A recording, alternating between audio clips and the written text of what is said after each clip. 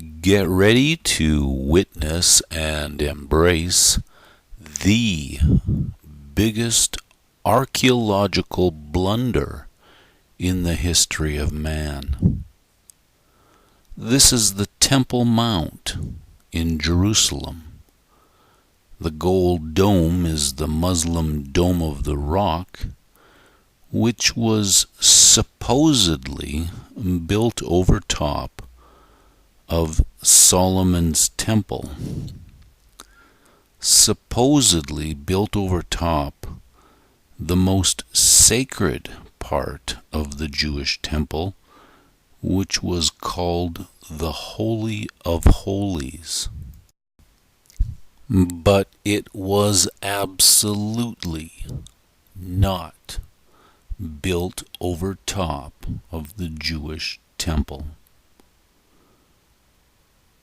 The area in orange, which is considered by 95% of people today to be the remnant of the Jewish temple,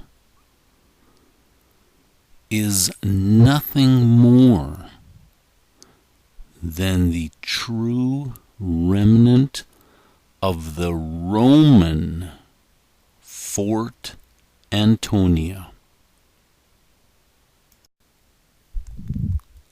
Today, people believe that the small area directly north of the Temple Mount is the Roman fortress. That area in green can only house maybe maximum 500 soldiers. During the time of Jesus, there was at least a minimum of a legion of soldiers in Jerusalem, and a legion was between 3,000 and 6,000 men. Acts 23:23. Then he, the commander, called 2 of his centurions and ordered them, get ready a detachment of 200 soldiers, 70 horsemen, and 200 spearmen to go to Caesarea at 9 tonight. This is dealing with Paul, and that was 470 Roman soldiers for Paul alone. A Roman legion in Jerusalem consisted of between 3,000 and 6,000 men. This amount of men could never fit inside today's proposed Fort Antonia. That small green area just north of the Temple Mount. Josephus writes, later, John Hyrcanus built a palace north of the Temple Mount called Barras. Hasmonean princes used this palace, and later Herod the Great made it into a citadel. He renamed it Fort Antonia in honor of Marcus Antony. With great effort, Herod built Fort Antonia into a large enclosed area for the Romans to garrison an entire legion along with their auxiliary personnel. And Josephus is a very reliable historian. This is today's Temple Mount. But this is what used to be on that Temple Mount. Only the Roman Fort Antonia. South of that Roman Fort Antonia resided the city of David, and that is where Solomon's temple once stood.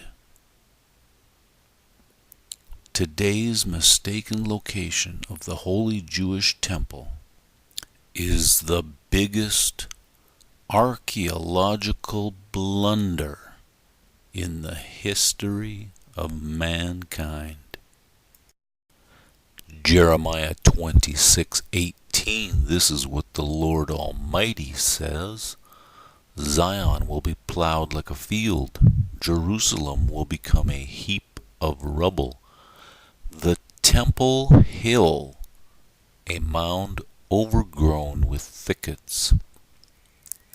And speaking specifically about Solomon's temple, Jesus says in Luke 21:5, As for what you see here, the time will come when not one stone will be left on another.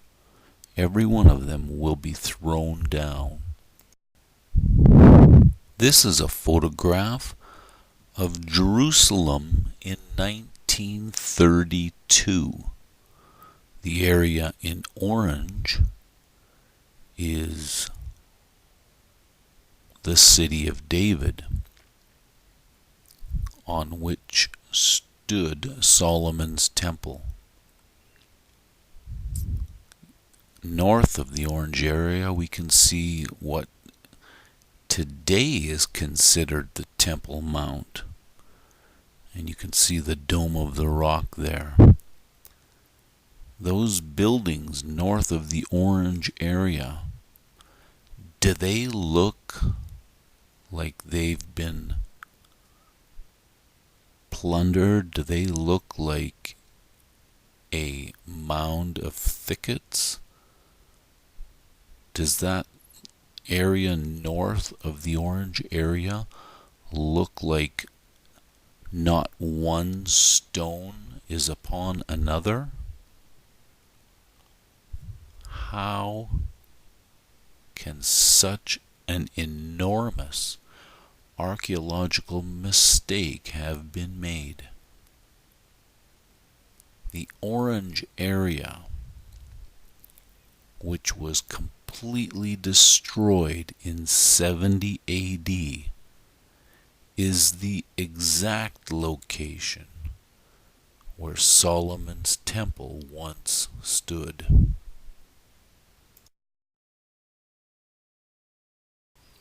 Zion, Solomon's temple,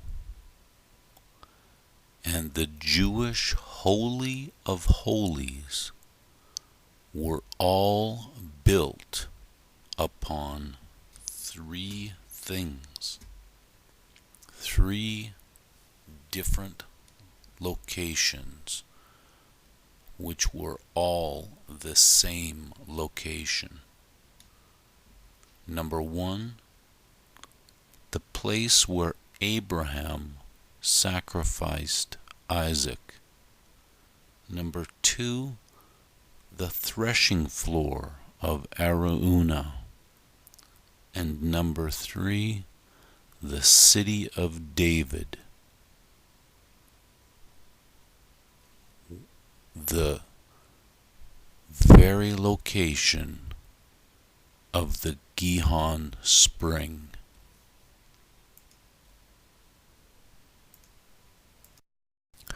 Ezekiel 47:1. The man brought me back to the entrance to the temple, and I saw water coming out from under the threshold of the temple toward the east, for the temple faced east. The water was coming down from under the south side of the temple, south of the altar. 2 Chronicles 32:30. It was Hezekiah who blocked the upper outlet of the Gihon spring and channeled the water down to the west side of the city of David. 2 Chronicles 33:14. Afterward he rebuilt the outer wall of the city of David, west of the Gihon spring in the valley. Isaiah, Psalms, and Joel all declare that Zion is the city of David, God's holy mountain, the house of the Lord, the Jewish temple of Yahweh. And finally we read Josephus. But if we go the other way westward, it began at the same place and extended through a place called Bethso to the gate of the Essens, and after that it went southward, having its bending above the fountain Siloam, where it also bends again towards the east at Solomon's Pool, and reaches as far as a certain place which they called Ophla, where it was joined to the eastern cloister of the temple.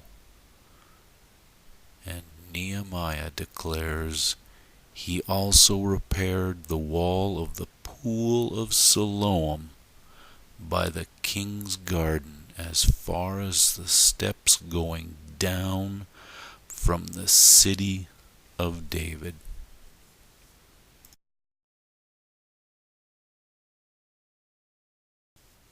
Folks, don't be deceived by thousands of years of tradition.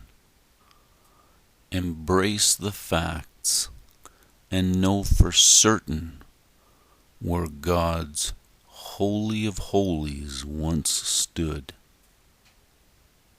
and the city where his Son died, that we might all have eternal life.